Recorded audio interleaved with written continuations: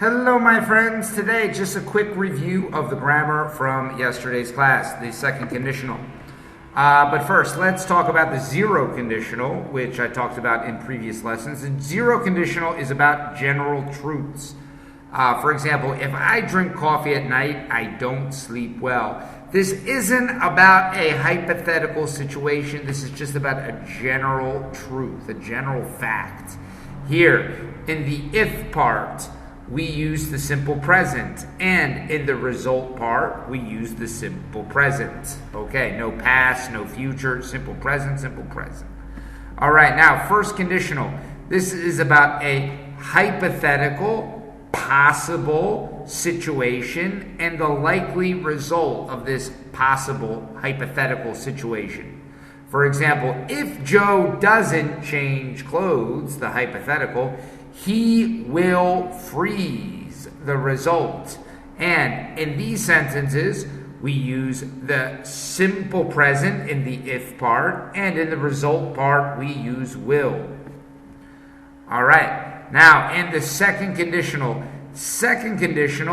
is what we're talking about today specifically. This is about an unlikely event, an unlikely hypothetical, and the result. For example, if I won the lottery, that's unlikely. It's a hypothetical that's unlikely. I'd buy a beach house. That would be the result. All right, now, second conditional. The formats, they, again, are for imaginary situations, if I won the lottery, and the possible consequences. I'd buy a beach house. We use if and unless, and the simple past for the imaginary situation. If I won, if I played, if I needed, if I wanted, if I got, if I had. We use if and the simple past for the imaginary situation, and we use would and the verb for the possible consequence. If I won the lottery, I would buy a beach house. If I got a new car, I would drive to Paraguay. If I played basketball, I would play tomorrow, for example. All right, now, when the if part comes first, we use a comma to separate it from the consequence. For example, if I won the lottery, comma, I would buy a yacht. We use the comma when the if part comes first. And here we have in the opposite way. I would buy a yacht, no comma, if I won the lottery. Now, see here, the if part comes second. The if part is second, so there is no comma.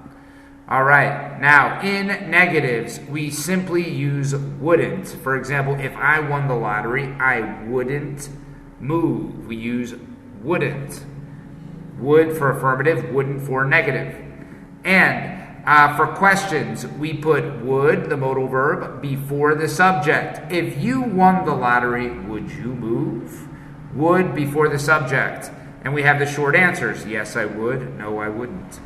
And we have the WH question. Simply put the WH word, the who, what, when, where, why, or how, before the modal verb would. If you won $1 million, where would you move? When would you move? Why would you move?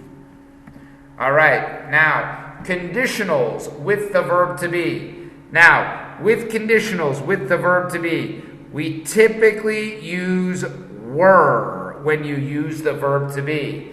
You use were with I, with she, he, and it. For example, this is the typical conjugation of the verb to be in the past. I was, you were, she, he, it was, we were, they were. But in the conditional, we typically use were with I, you, she, he, it, we, and they. For example, if I were rich, I'd buy a beach house.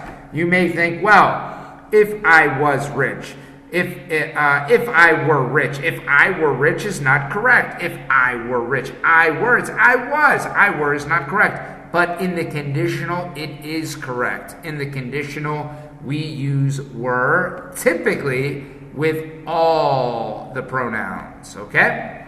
All right, now, other vocabulary from the chapter. Give up, gave up, given up. decide to stop doing something. For example, I'll never give up learning the harmonica. I love the harmonica. Give up in Portuguese, desistir. Buyers, people who buy. For example, there are few buyers at the mall these days.